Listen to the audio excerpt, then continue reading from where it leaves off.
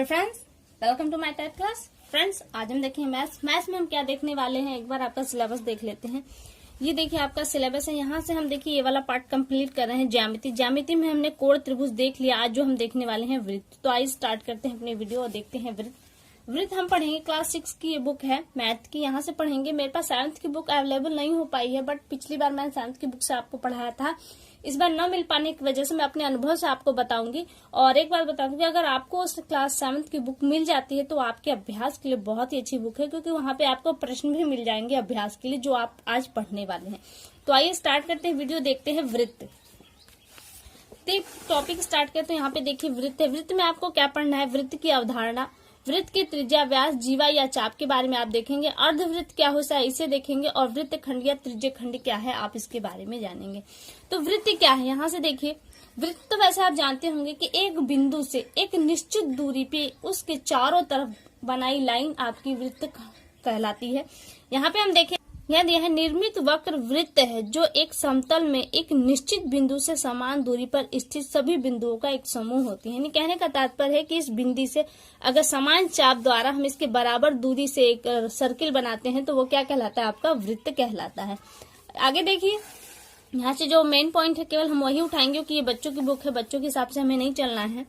यहाँ देखिए, वृत्त के केंद्र में जिन बिंदुओं की दूरियां त्रिज्या के बराबर में वृत्त पर स्थित होती हैं। ये कि हम त्रिज्या अगर जो दिया है त्रिज्या के बराबर की दूरी अगर हम कोई लकीर लेते हैं तो कहाँ पर आपका ये जो परिधि देख रहे हैं इसी पर उसकी बिंदु आएगी। अगला पॉइंट है, वृत्त के केंद्र से जिन बिंदुओं की दूरियां त्रिज्या से कम है वे वृत्त के अंत या वृत्तीय क्षेत्र में आते हैं। यानी कि अगर हम कोई छोटी लाइन ले जो त्रिज्या से छोटी है तो उसका जो अंत बिंदु कहाँ आएगा? वो इस वृत्त के अंतर्गत ही अंतर ही आएगा। तो ऐसे में हम उसे अंतः वृत्त का क्षेत्र कहते हैं या वृत्तीय क्षेत्र कहते हैं, वृत्त के क्षेत्र में जो आता है।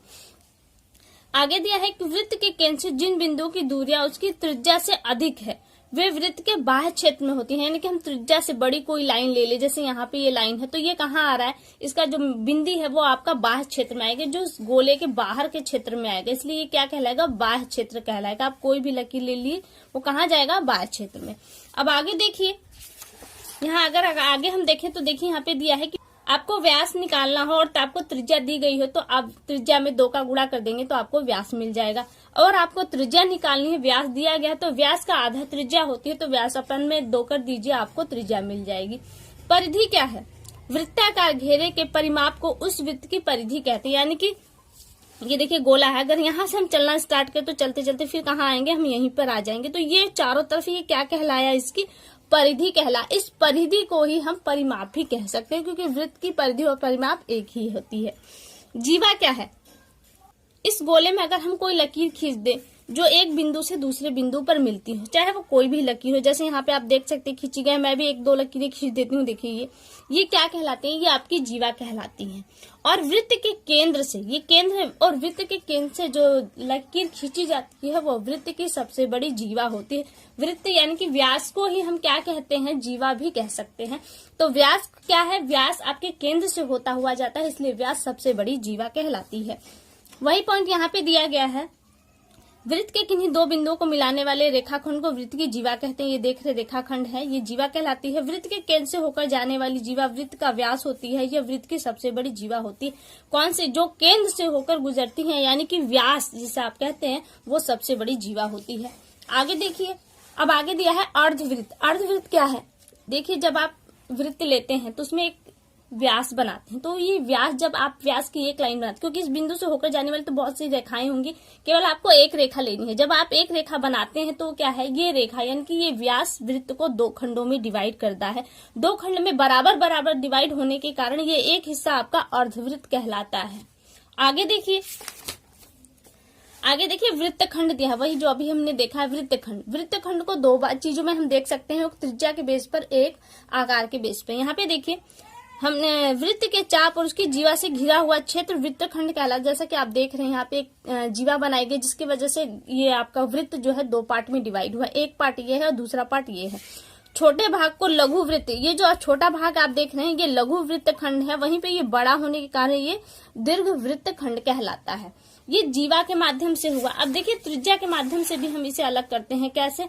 एक गोला ले लीजिए, उसके त्रिज्या के आकार की 2 लाइनें दी, अब आप देख रहे हैं, ले लीजिए। तो यहाँ पे जो ये खंड बना, ये त्रिज्या के माध्यम से खंड बना, और पीछे जो हमने देखा था वो जीवा के माध्यम से खंड हो रहा था। तो क्या हुआ? ये आपका त्रिज्य खंड कहलाता है। त्रिज्या के माध्यम से खंड होने के कारण त्रिज्य खंड कहलाता है। अब आप देखिए, ये खंड बड़ा है और ये खंड छोटा, तो जो खंड बड़ा है उसे हम दीर्घ त्रिज्य खंड कहते हैं, क्योंकि त्रिज्या के माध्यम से हो रहा है, इसलिए दीर्घ त्रिज्य खंड, और जो छोटा है उसे लघु त्रिज्य खंड कहते हैं। तो यहाँ से आपके देखिए ये पॉइंट लगभग क्लियर हो जाते हैं। और मैं यही कहूंगी, आपको 7th की बुक मिल जाती है तो आप 7th की बुक जरूर पढ़िएगा। आइए अब इससे पॉइंट रिलेटेड कुछ महत्वपूर्ण पॉइंट है, इन्हें भी देख लेते हैं हम। ये देखिए हमने लिया है वृत्त।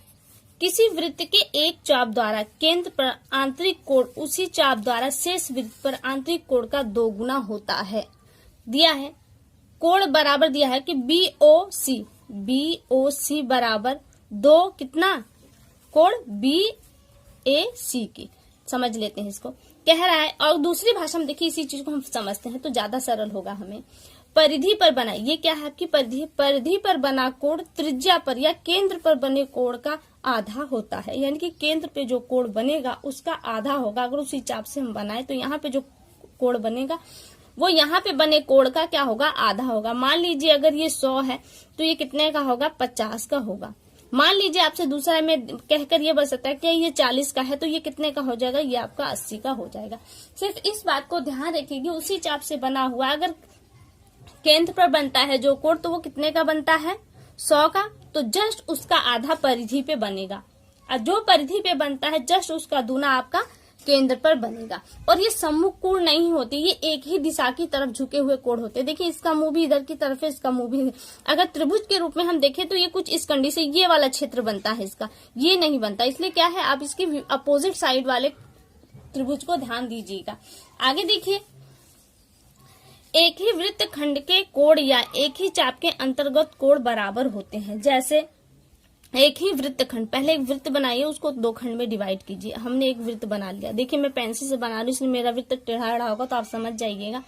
हमने एक वृत्त खंड, ये हमारे जीवा बन गया, और ये क्या एक वृत्त खंड बन गया। अब कह रहा है कि हम एक चाप लें, उस एक चाप के माध्यम से यहाँ पे बनाए।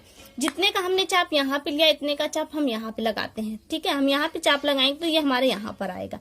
अब इसी चाप से हम एक और चाप लेते हैं तो यहाँ पर लगाएंगे। यहाँ पे जब लगाएंगे तो इसका सेंटर यहाँ पे आएगा।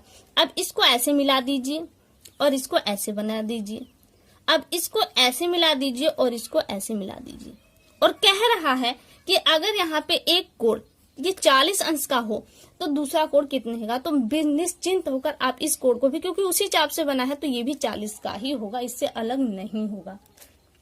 उम्मीद करें आपको समझ में आ रहा है, क्योंकि एक ही चाप से बना है, एक ही चाप से ये बना है, एक ही चाप से ये बना है, तो इसलिए दोनों का जो साइज होगा वो एक ही होगा। अगर ये 50 का है तो ये भी 50 का होगा, ये 30 का है तो ये भी आपका 30 का ही होगा। ये थ्योरी है, इसे याद करिएगा, क्योंकि यहाँ से ये चीजें तो नहीं देगा, आपसे यही देगा और यहाँ पे क्वेश्चन मार्क बना देगा। हम एक प्रश्न देखेंगे इससे रिलेटेड नीचे। और आगे देखिए, यहाँ पे हमने लिया कि अर्धवृत्त पर बना कोण समकोण होता है। एक वृत्त बनाइए पहले, ये हमारा वृत्त बन गया, और इसके केंद्र से होकर जाने वाली जो व्यास होती है ये इसे 2 भागों में डिवाइड कर दी थी, तो ये क्या हो गया आपका अर्धवृत्त। अब इस अर्धवृत्त पे कोई सा भी आप त्रिभुज बना दीजिए। जैसे ये हमने कोण बना दिया, ये बोल रहा है कि इसमें एक कोण जो होगा वो समकोण होगा। अब देख सकते हैं कि ये तो समकोण होगा नहीं, ये समकोण होगा नहीं, तो जायज सी बात है यही इसका समकोण है। ये निश्चित है कि यहाँ पे एक समकोण ही होगा। अब आप किसी से किसी भी तरीके, मान लीजिए एक हमने ये बना दिया तो यहाँ पर भी ये जो कोण बन रहा है वो आपका समकोण ही बनेगा। तो अर्धवृत्त पर कोई भी आप कोण बनाएंगे तो उसमें एक कोण आपका समकोण निश्चित रूप पर होगा। अब देखिए ये तो हमारा कंप्लीट हुआ। इससे रिलेटेड एक प्रश्न यहाँ पे हमने लिया है, उसे देख लेते हैं, चित्र के माध्यम से है।